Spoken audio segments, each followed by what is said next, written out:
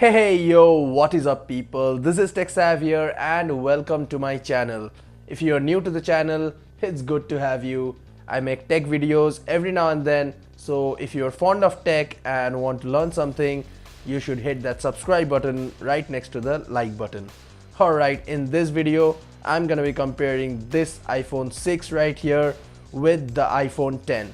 Now I know this is not a scientific or practical test, but I just wanted to see how far we have come in terms of speed comparing this 2014 model with the 2017 flagship of Apple. Now the iPhone 6 is running the public beta of iOS 12.1.1, and on the other hand the iPhone 10, which is my personal driver, is running the iOS 12.1 official version. Now I know software versions can affect the performance of the devices, but in this comparison I don't think it would matter that much, as this is a comparison between a 2014 device and a 2017 flagship of Apple. So without further ado, let's get started. Swag, bitch.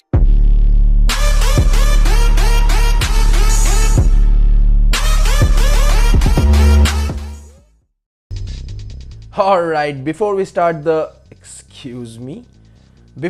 comparison, let's take a look at the spec sheet. Now the iPhone 6 is having the Apple A8 chipset with just 1 GB of RAM, while the iPhone 10 is having the Apple A11 Bionic chipset with 3 GB of RAM. Now let's start with the iPhone 6 here first. Mandatory check, no apps running in the background. Now we're just gonna hit the stopwatch and off we go. First up, we have some stock applications like the weather, the calculator, calendar and the camera, and the device was able to move past these apps quite easily with much faster loading times. Next, we have the web-based applications, and first up it's Instagram, and right off the bat you can see the difference between the app load times. And we move on to Twitter now, and Twitter is now opening. Now this device is connected to my home Wi-Fi network and I get some good speeds in that network. We move on to Facebook now, and Facebook is now being opened, and it has opened. We move on to the last of the social media app, and this is YouTube. It's loading now, and it's loaded. We move on to the gaming row now. We start off with this simple and light game. This is Taurus, and it has a simple and minimalistic user interface. We are just gonna start a game and exit the app. Next we move on to Pac-Man, and Pac-Man is also a light game. It is a light category game, and still it is taking a hell lot of time to load, and we are just gonna start a game and leave the application. And come on, it started now. And next we move on to Subway Surfers, and Subway Surfers is well optimized for iOS in general, and it is loading now. And I think it loaded quite fast compared to the other games. We exit the game and move on to the last game and the heaviest of them all. This is PUBG. Now if you're planning to play heavy games in this device, I should warn you that the device does heat up a lot while playing heavy games, and the game will lag and stutter quite a bit. Now this is because of the 3-year-old processor. The Apple A8 chipset is not that fast and efficient in processing games of this size. Now the iPhone 6 completes its first round in almost 2 minutes. Now we are gonna check the RAM. PUBG and Subway Surfer is loaded, but Pac-Man is not.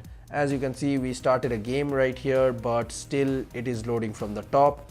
And so is the case with the first game right here. As you can see, we started a game here also, but still it is loading from the top. That means to make up space for the heavier games, the device erased all the memories of the previous applications that are loaded. There is same disappointment in the web-based applications row. As you can see, YouTube was loaded before, but still it is loading from the top again. And so is Facebook, and so is Twitter. So this is a great disadvantage of having 1 GB of RAM, and if you are a multitasker and do heavy tasks in your device, this iPhone 6 is not for you in 2018. So 1 GB of RAM is really a disappointment for this device. Even the stock applications are not opened and the device stutters and lags quite a lot for this amount of RAM. So the iPhone 6 completes its second round in 1 minute and 13 seconds, and now it's time for the iPhone 10 to enter this comparison test. So mandatory check again, no background apps running. Now we are gonna hit the start button again and off we go. So these are the same set of applications. As you can see, first up we have these stock applications, and it was in no time that these applications opened. Next, Instagram was faster, much faster than the iPhone 6, but Twitter was taking a bit long, and Facebook was also much faster compared to the iPhone 6, but YouTube again messed it up a bit as it was taking a bit long. Next we move on to the gaming row, and here is the first game. This is a much lighter game than any game in the App Store, and we started a game there and moved on to Pac-Man, and we'll do the same here. We'll start a game and move on to Subway Surfer next.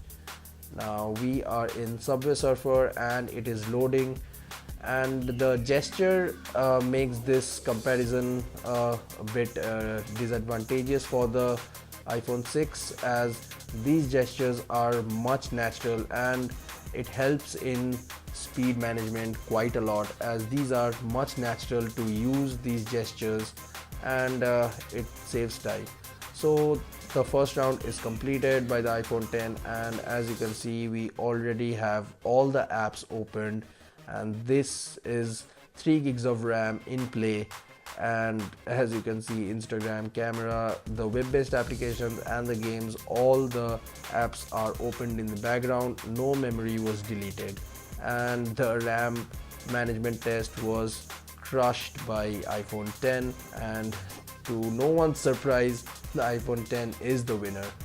Now the iPhone 6 completed its first round in almost 2 minutes. It's 1 minute and 55 seconds, and it completed the second round in 1 minute and 13 seconds. This is because every app had to load again in the iPhone 6, and as you can see, the second round of the iPhone 10 was completed in 23 seconds only. So that was 3 gigs of RAM in play. Now this was the comparison video, and to no one's surprise, iPhone 10 has won. Now this test was not at all scientific, guys, I agree, but I just wanted to see how much we have come in terms of speed by comparing a 2014 flagship of Apple to a 2017 one. Now if you liked this video, do hit that like button right beside the subscribe button, guys, and do check out my other videos on this channel, as I come up with new tech videos every now and then. And if you love technology like me, you should hit that subscribe button, guys. And you can also connect with me through Instagram, as I have my account there. You can also check out my feed. You just have to go and type in TechSav and search. I'll also drop a link down in my description box. You can follow me from there. Also, you can tap the iCard above to check out my other videos. And thanks a lot for coming to this channel and watching my video, guys. I really appreciate it. I'll see you in the next one. Peace out.